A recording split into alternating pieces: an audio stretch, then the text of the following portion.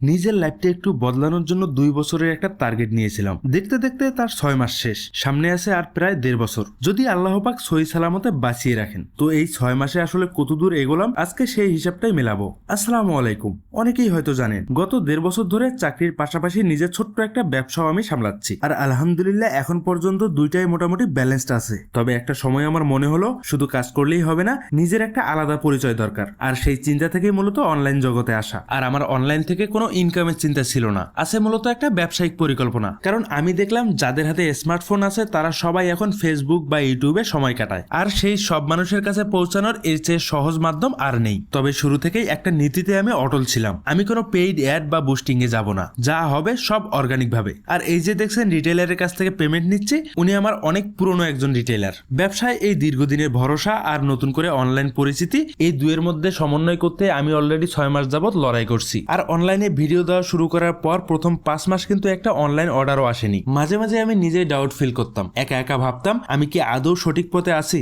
তবুও থামিনি, কারণ ভেতরে একটা বিশ্বাস ছিল যে আমি যেটা করছি সেটা মানুষের কাছে কোনো না কোনো সময় পৌঁছাবেই। আর অবশেষে 5 মাস পর যখন প্রথম অর্ডারটা আসে কোনো রকম বুস্টিং ছাড়া, সেই অর্ডারটা ছোট হলেও আমার কাছে ছিল পাহাড় সমান এক ভালো লাগা। আর গত মাসে বেশ কিছু প্রোডাক্ট ডেলিভারিও করছি, যদিও মাঝখানে রমজান আর ঈদের ব্যস্ততার কারণে অনলাইনে সক্রিয় থাকলেও নতুন কোনো অর্ডার ডেলিভারি করতে পারেনি। কিন্তু আজকে থেকে আবার পুরো দমে ডেলিভারি প্রসেস শুরু করছি, কারণ এরই মধ্যে বেশ কিছু অর্ডার জমা হয়ে আছে। আর এই যে দেখছেন এগুলো ব্লকআউট আর আয়রন ক্লিনার। ব্লকআউট পাইপের জ্যাম ক্লিন করে, আর আয়রন ক্লিনার দিয়ে মূলত পানির ট্যাঙ্ক পরিষ্কার করে। আর এগুলো এখন প্যাকিং করছি কুরিয়ারে দেওয়ার জন্য। তো 2 বছরের যে টার্গেট নিয়েছিলাম তার 6 মাস তো গেল, সামনে আছে আরো 18 মাস। এই সময়ের মধ্যে আরো কিছু নতুন প্রোডাক্ট নিয়ে আসা আর নিজের একটা ব্র্যান্ড বা প্রতিষ্ঠান গড়ে তোলার বড় পরিকল্পনা নিয়ে আগাচ্ছি। আর এই অল্প সময়ে আমি একটা জিনিস খুব ভালো করে বুঝেছি, সময় বেশি লাগলেও যদি কোনো কাজ ধৈর্যের সাথে করা যায় তাহলে মানুষের ভরসা অর্জন করা অবশ্যই সম্ভব। তো পণ্যগুলো কুরিয়ারে জমা দিয়ে আবার যাচ্ছি আমার আরেক রিটেলারের কাছে। আর সামনে কি কি হচ্ছে আর এই টার্গেটটা আমি কিভাবে পূরণ করছি সবই শেয়ার করবো ইনশাআল্লাহ।